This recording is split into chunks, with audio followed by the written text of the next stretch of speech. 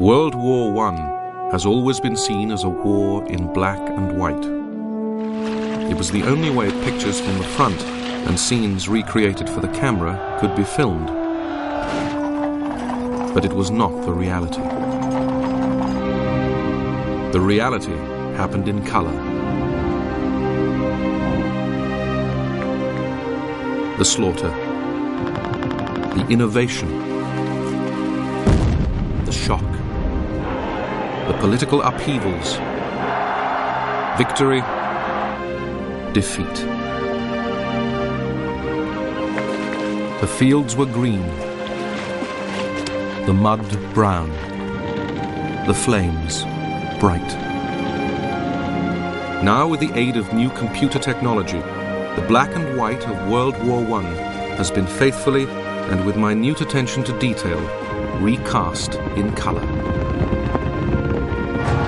For the first time, this series will tell the story of the First World War as it was seen by those who fought it.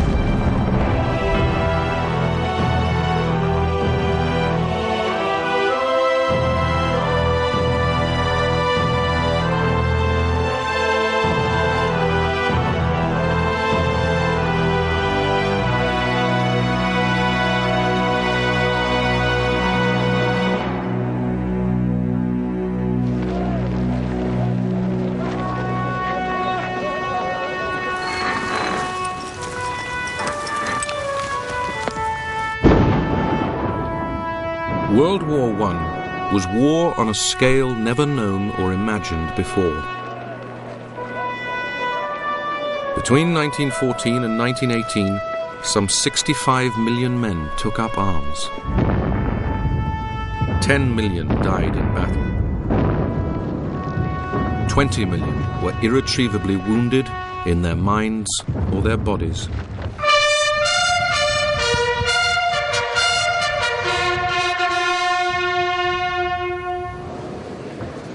Nine decades later, the remaining few who remember, who took part, gather at the Menin Gate, part of the old walls of Ypres in Belgium. They survived. They have never forgotten those who did not. Many of the men who suffered the worst of the dangers and hardships and terrible experiences, they never got home, did they? Their bones are still on the battlefields in many cases. In this war, the millions who died were statistics to be recorded by future historians. What mattered were your friends, the men around you, the men just along in the trench, the men of your gun crew. The five of us were a little group together, and that's what worried me most when 3, 4 and 5 were killed.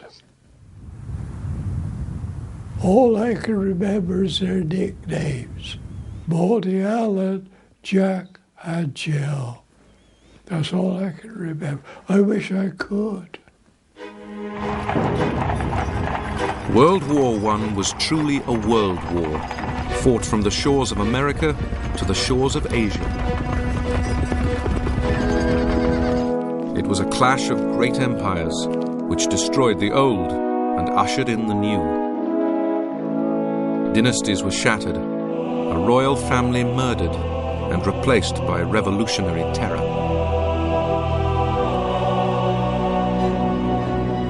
It was a war that changed the nature of war itself. A dreaded new expression appeared, going over the top. I always said a prayer. You know that's something lads used to laugh at me. But I ought to ask God to let me fight like a man and bring back safe and sound. If any man tells you he went over the top and he wasn't scared, he's a damn liar. This brutal war destroyed the very land itself. Not a tree stands, Not a square foot of surface has escaped mutilation. There is nothing but the mud and the gaping shell holes. And in the bottom of many, the bodies of the dead. There were fearful weapons, massive mines, artillery barrages unlike anything seen before. I marvel myself sometimes how human nerves can stand the strain of our existence. Day after day, night after night, hour after hour, a heavy shell falling every few minutes within a few yards of you, half stunning you with the crash of the explosion. Shrapnel on the barrage was terrible, terrible. How anybody ever survived it, I don't know. It was not just the Western Front. To the east, Russian soldiers, killed in their millions, were the first to question the point of it all. What are we doing in this war?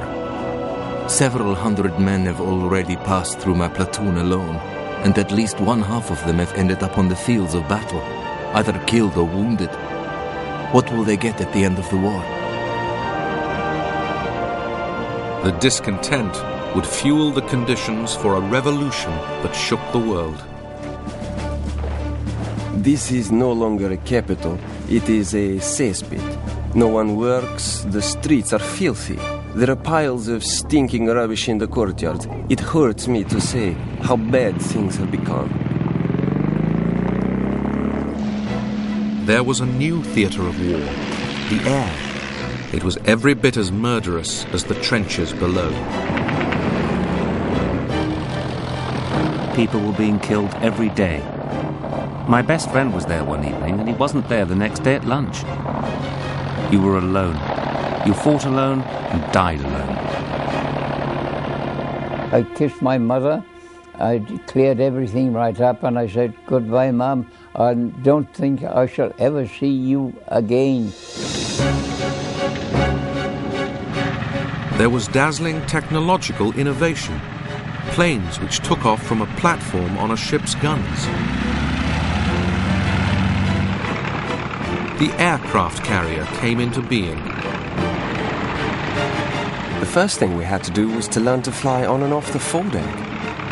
I remember the captain said, "You may as well take a revolver and blow your brains out." There were huge battleships, but curiously only one full-scale clash of fleets. Instead, a stealthy new weapon, the submarine, or U-boat as the Germans called it, was used for the first time on a large scale, bringing horrifying destruction.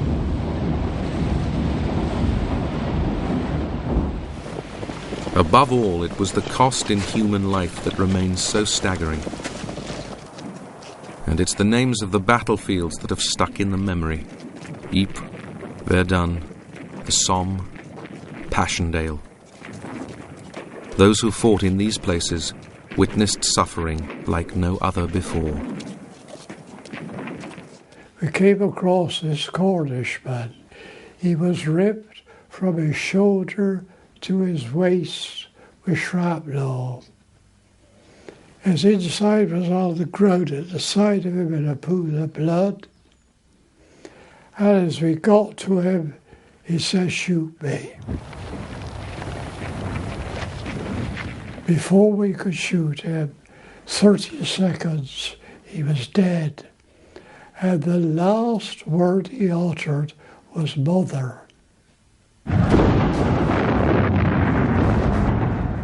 And that haunted me all my life, mother.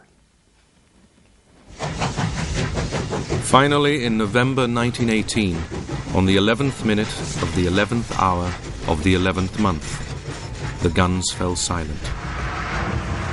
Everything stopped, and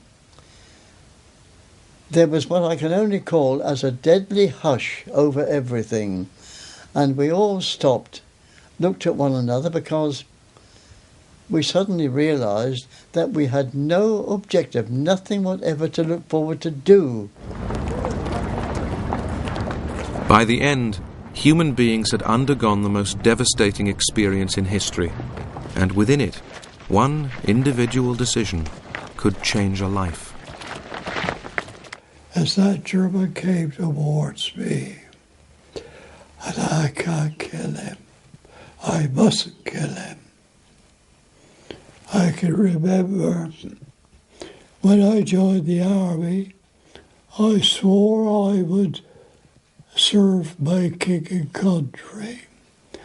And by some means or another, it flashed in my mind when Moses came down off Mount Sinai, the sixth commandment he brought down, thou shalt not kill. And I can't kill him. I had about 5 seconds to make my mind up. I shot him above the ankle and above the knee. I brought him down. I didn't kill him. They shall grow not old as we that are left grow old. Age shall not weary them, nor the years condemn. At the going down of the sun and in the morning, we will remember them. And I very often wonder whether the sacrifices that we made are worthwhile. That is, have the years condemned us? How did it ever come to this? A global war of millions, and yet its beginnings seemed just a pinprick. An assassin's bullet in a faraway place which would change the world.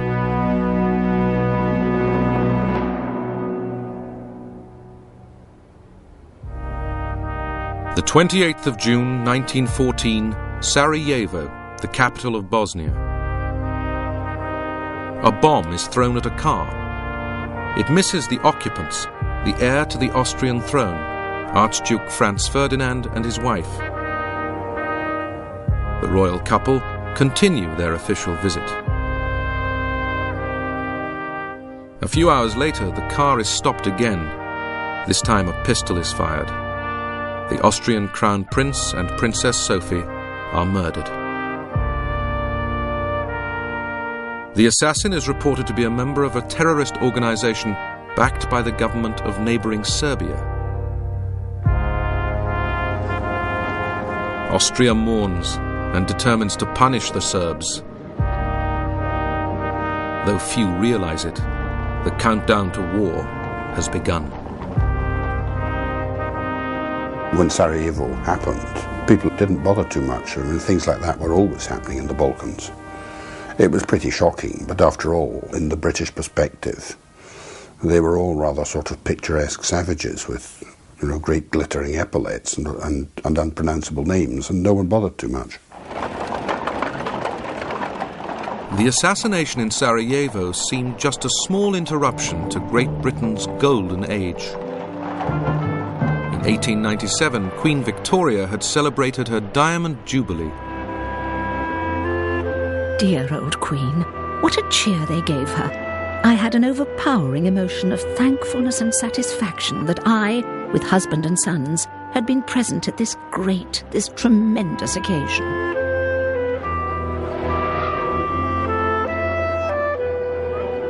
Victoria's empire covered 1/6 of the world.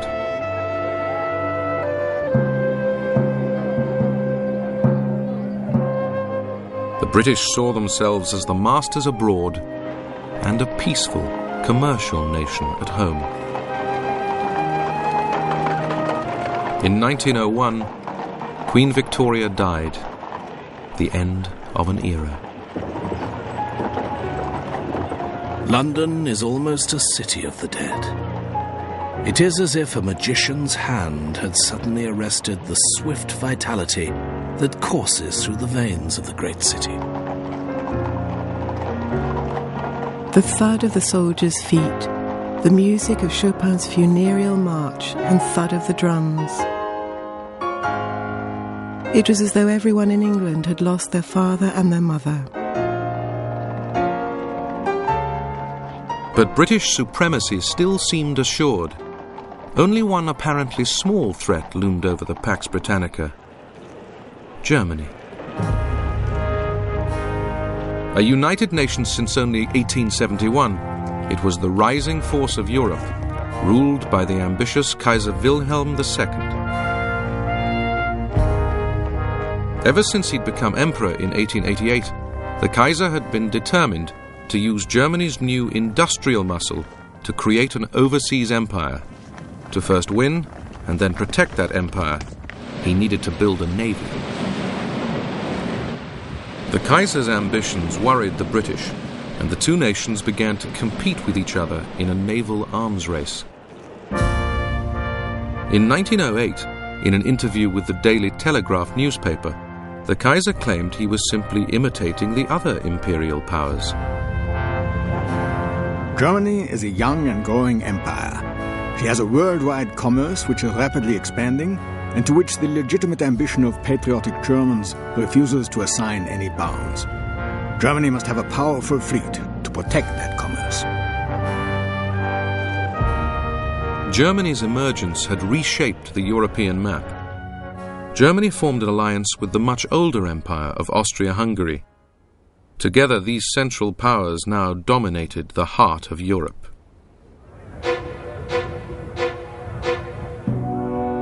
But Austria's Habsburg dynasty was rotting from within. Even members of the royal family knew it. The sense of self-importance which has always pervaded the Habsburgs weighs heavily over Austria and is the cause of its moral downfall. Opposing Germany and Austria-Hungary was the so-called Triple Entente of Britain, France, and Russia.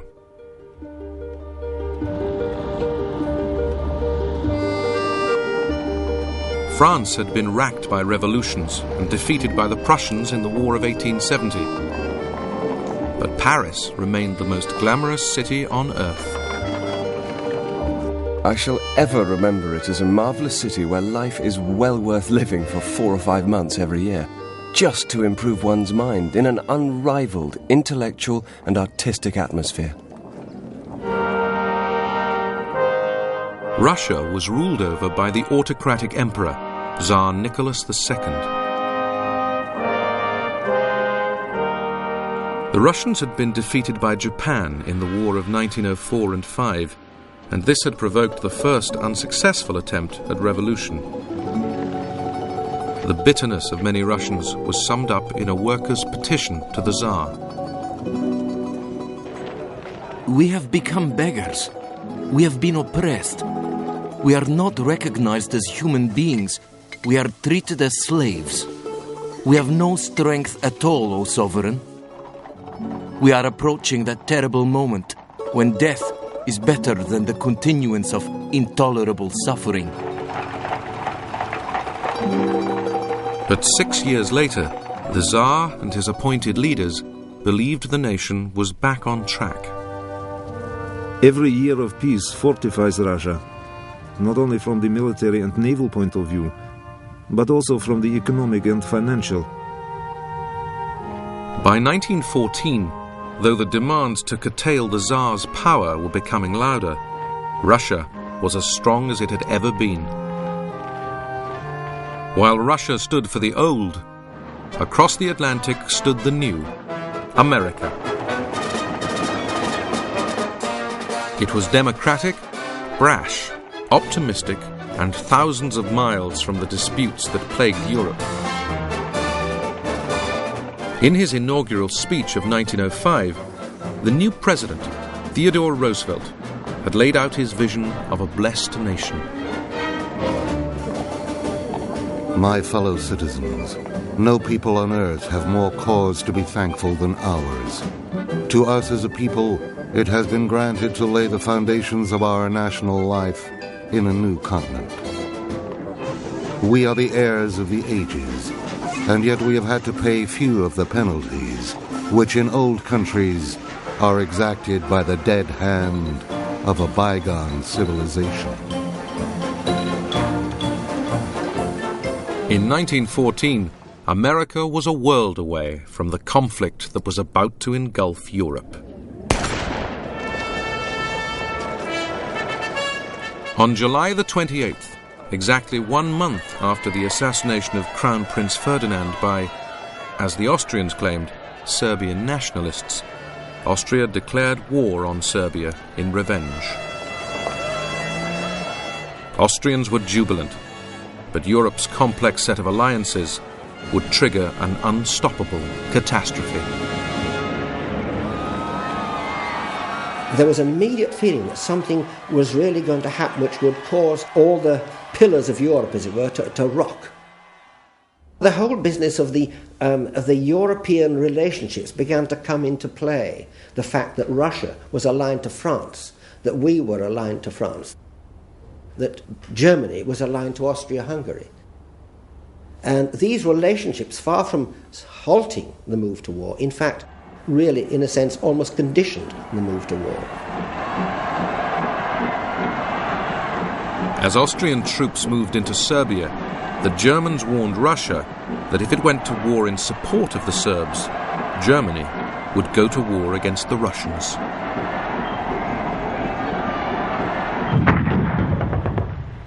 On the 30th of July, Austrian guns began to bombard the Serbian capital, Belgrade. The Serbs turned to Russia for help. The Russians were the protectors of the Serbs and indeed the Slavic people in the Balkans, and they could not stand on the sidelines when Austria was threatening Serbia. And so Russia was drawn into the international crisis. Like the Austrians, Russian soldiers could hardly wait to fight. The spirit of the soldiers is excellent. They are animated by a firm belief in the righteousness and honor of their cause, and so there is no ground for nervousness or unease. Germany now declared war on Russia, but it had other motives. Its aggression had led to it being boxed in by the alliance between Russia, France, and Britain. War had come at the right time.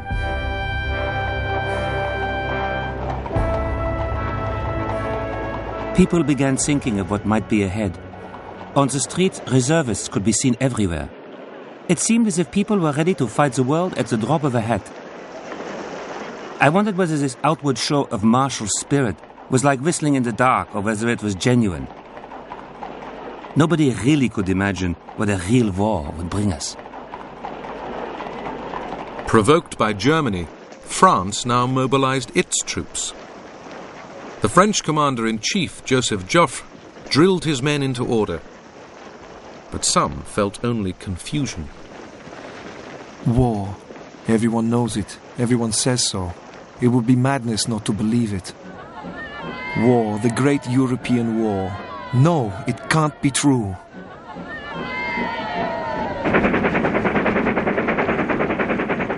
German troops headed for the border with Belgium. Germany's strategists had concluded that a swift move through Belgium provided the softest route to break into France and capture Paris. On August the 3rd, Bank Holiday Monday, the British looked on in disbelief.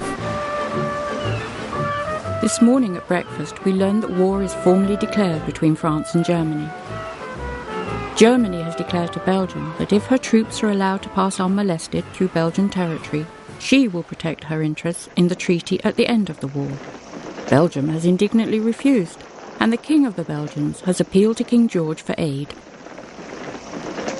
There was a huge tide of sympathy for the Belgians in Britain, and a mass of people who said, for God's sake, are we going to stand by and not do the decent thing?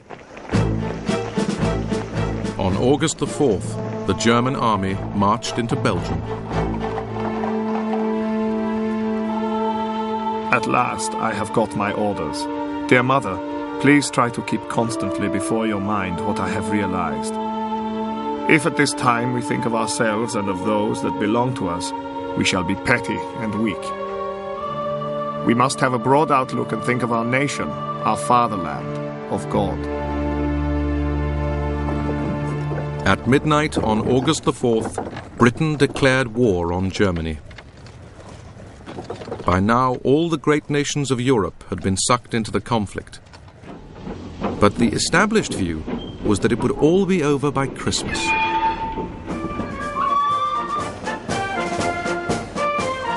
The situation is absolutely unparalleled in the history of the world.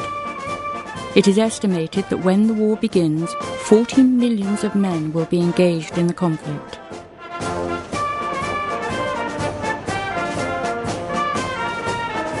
I don't think Britain really had a choice. They were a superpower. They were the superpower of Europe. If there was going to be a big showdown in Europe, surely they had to be part of it. They couldn't just sit there and watch Europe implode. There was an atmosphere then of almost jubilation. Now we're going to fight and do something useful.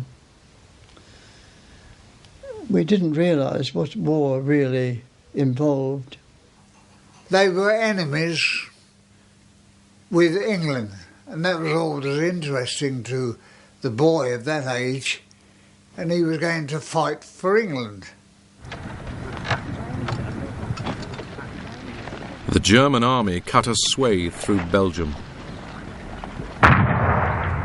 On August the 14th, the Germans entered the capital, Brussels.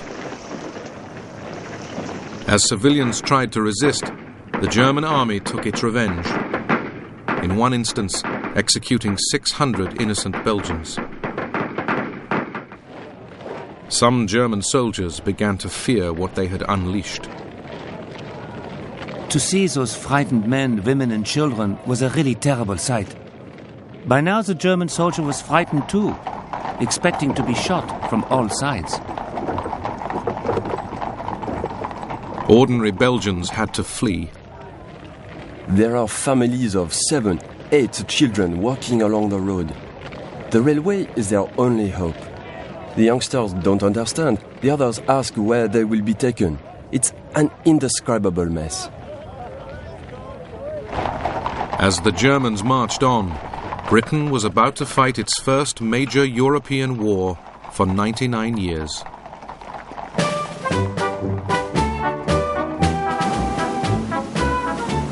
For over 100 years, ever since the Battle of Trafalgar, Britain's navy had dominated the sea.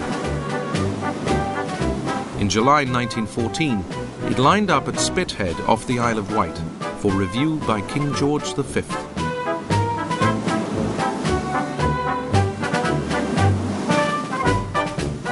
It was an impressive sight, but Britain's army had always been seen as much less important than the navy, and it was far smaller than its continental rivals.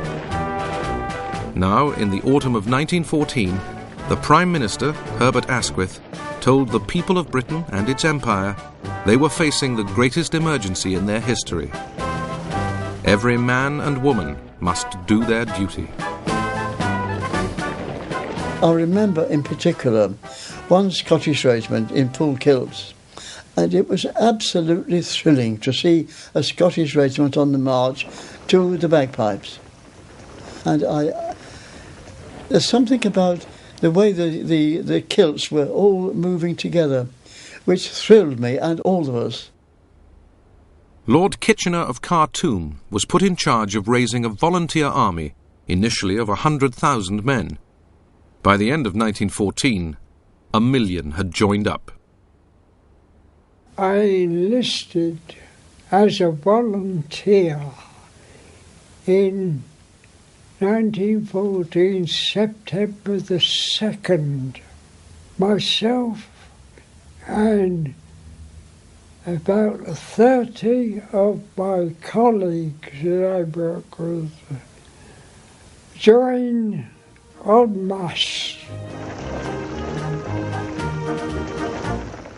As the new young soldiers left for the front from all over the empire, their families left behind could only wait and hope. Now, dearest Mav, keep your heart up and trust in Providence. It is a great and glorious thing to be going to fight for England. The greatest thing you can do for me is to keep cheerful and don't forget to write often and tell me all the scraps of news. Husbands and wives dreaded the moment of parting. I I sit and stare stupidly at his luggage by the wall. Then he takes a book out of his pocket. You see, your Shakespeare sonnets are already where they always will be. Shall I read you some? His face is grey and his mouth trembles, but his voice is quiet and steady.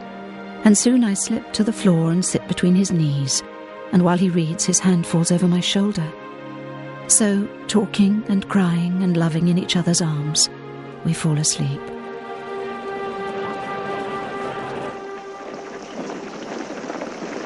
The British Expeditionary Force was sent to Belgium to block the advancing German army.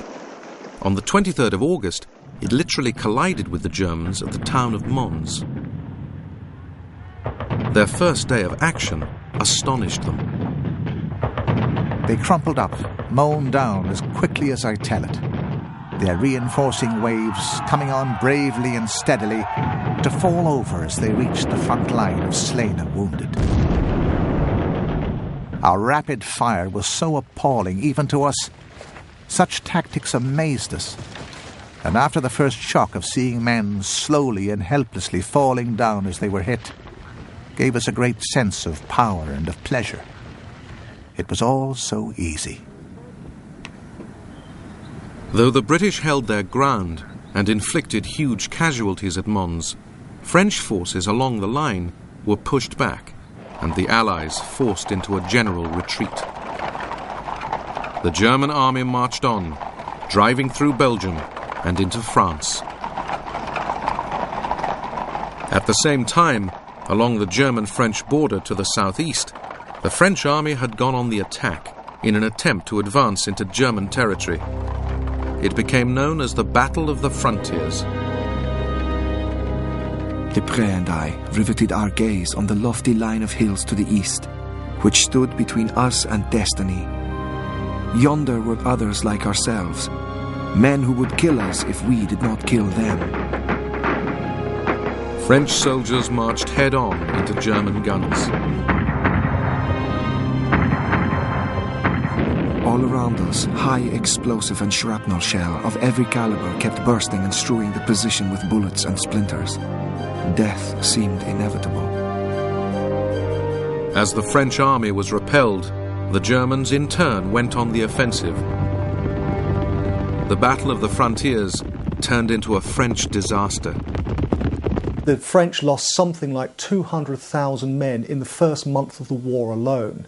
And this is one of the great images of the old French army, attacking in colourful uniforms, officers wearing white gloves, and they were massacred as they came up against the rifles and machine guns of the defending Germans.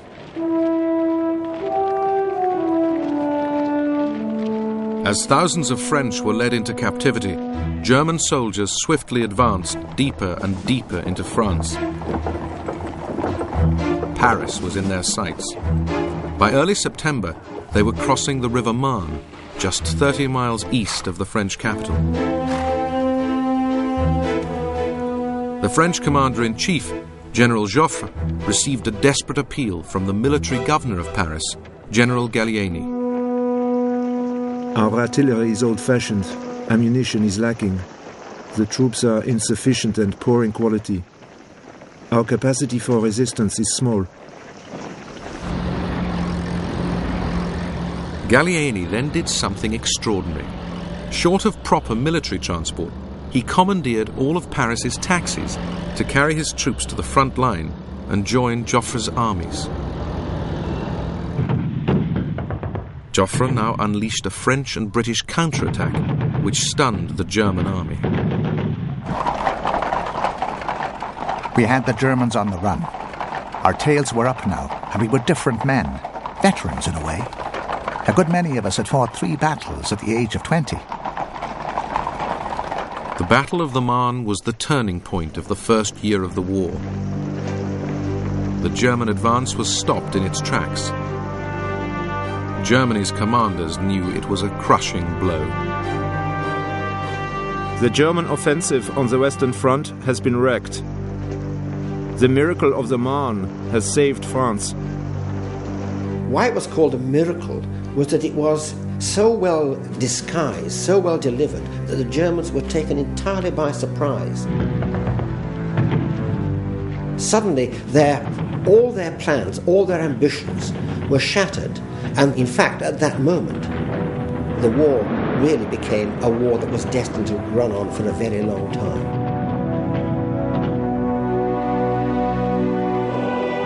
At the same time, on the Eastern Front, on the other side of Germany, these first weeks of the war had seen fast-moving waves of attack and counterattack involving Germany, its ally Austria, and their opponent, Russia. It had begun with the Austrian invasion of Serbia, which had triggered the outbreak of war in the first place. It had not been the smooth operation the Austrians had hoped for. The Austrians, when they invaded Serbia, were full of a mood of, let's punish these wretched Balkan monkeys and we'll show them what the army of a great power is worth. And they forgot that the Balkan monkeys had been fighting for quite a time and were much more experienced than the poor old Austrians were. They hadn't really fought a war at all since a very little one in Bosnia a generation before. So they manoeuvre rather pretentiously when they attacked Serbia and got very bloody noses.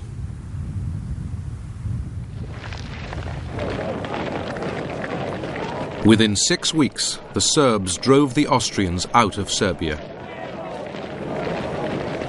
At this time, the other half of Austria's army was also in action, engaged in a savage fight with Austria and Germany's far more significant enemy, Russia. When war broke out, the Russian army was the strongest regular force in Europe, with nearly 1.5 million troops. But despite the modern-looking armoured cars proudly displayed by the Tsar's commanders, his army was cumbersome. One British observer wrote that it seemed rather like a heavyweight, muscle-bound prize fighter who, because of his enormous bulk, lacked activity and quickness, and would therefore be at the mercy of a lighter but more wiry and intelligent opponent. But the Russian army surprised everyone by quickly advancing 150 miles into Austria, to the shock of Austrian soldiers. We were thunderstruck that the Russians had penetrated so deeply, but the despondency which followed this startling revelation was quickly replaced by the intense excitement of meeting the enemy so soon. Fritz Kreisler quickly saw action. A man about 20 yards to the right of my company leapt into the air with an agonizing cry and fell in a heap, mortally wounded. Then I suddenly felt a gust of cold wind strike my cheek as a big shell fragment came howling through the air, ploughing the ground viciously as it struck. We lay on the ground, panting and exhausted, my heart almost bursting with exertion.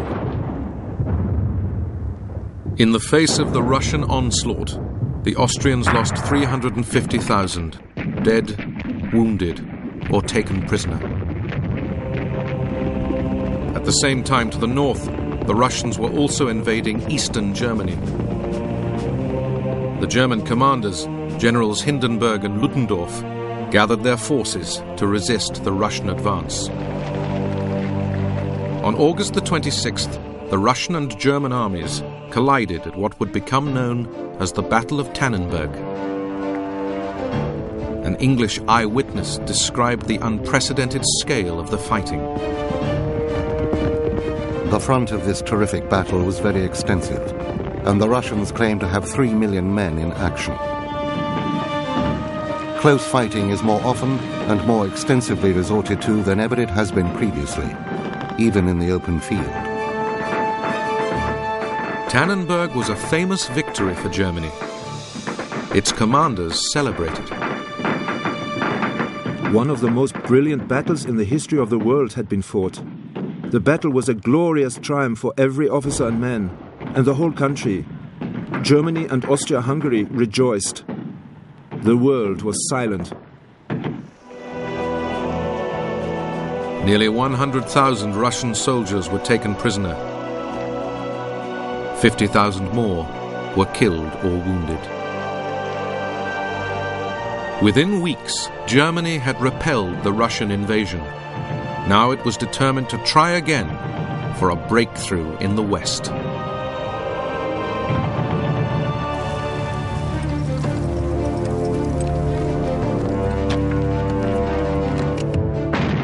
October the 19th, 1914, the Germans attacked British and French forces at the town of Ypres in Belgium.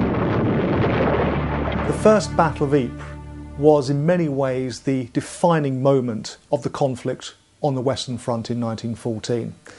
It was the last spasm of mobile warfare, the last real opportunity for the Germans to break through.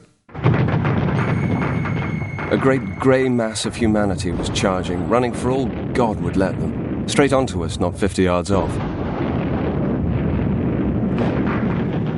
One saw a great mass of Germans quiver.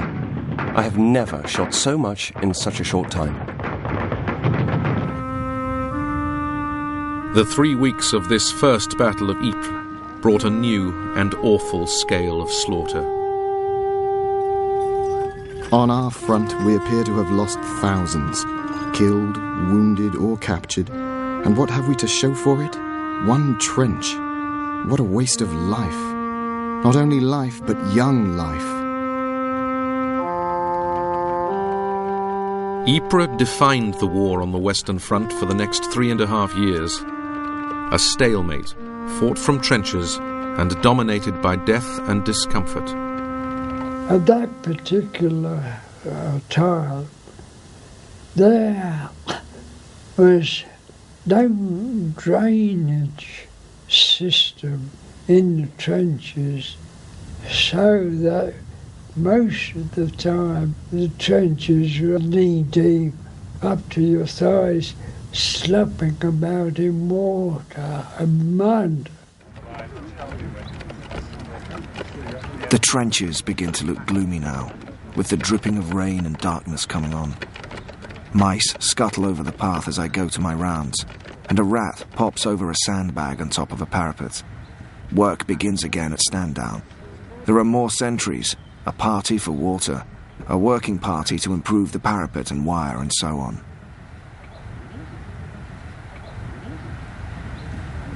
Several of our men were awakened to find a rat snuggling down under the blanket alongside them.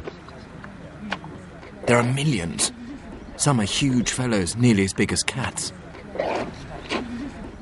You had to stretch whatever rest you could from pure exhaustion, and only to find there are starving rats running over you and gnawing at your equipment. Those blasted lice, keep quiet if you're nearly frozen. As soon as you warm up, they start to bite like the devil. Oh, you were itching all over. The damn things used to feed on the blood. You perhaps turn your vest inside out to get rid of them. And the next morning you'd be just as lousy as ever because the eggs they laid and hatched out during the night. So it's just as lousy as ever. You might just as well have saved your time. One sees things from a very different standpoint out here. The seeming uselessness of it. Day after day in the trenches, with great exposure, and very little really happening. Of course, occasional bombardments, and it is wonderful what men can put up with. There is little sleep for the officer. There is a continual round of duty, continually on the watch for any signs of attack. As autumn 1914 turned to winter, to the men on the front line, the early promises of a quick war had all but faded. You don't know how boring and nerve-wracking this trench business is, and how long off the end of the war seems. It would appear that it has to go on until the Germans are quite exhausted, which might take some little time. Well, Flume, this is a dreadful war. And now they've started using grenades and bombs with great frequency. It's a little worse than before. Some of the lines are only 25 yards apart and are full of water and mud. It's awfully cold and wet too. And I'm sure that none of the 10 million or so combatants would mind if peace were declared tomorrow. At Christmas 1914, such thoughts of peace led to one of the most remarkable incidents of the war. In some parts of the line, soldiers on each side put down their guns and met in no man's land.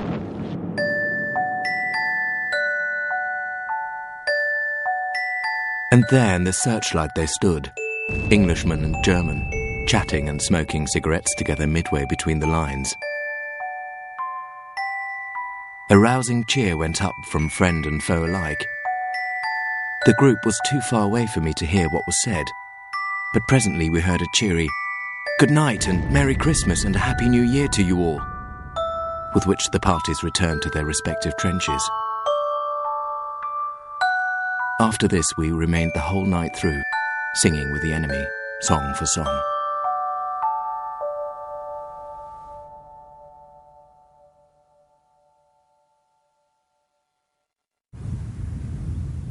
Both sides' high commands would ensure that such fraternizing never happened again. The soldiers who had rushed to war were beginning to realize what their leaders had let them in for. In those days, your brain, what shall I say, wasn't developed enough to realize what war was. And everybody said, it'll be over by Christmas. When Christmas came, it was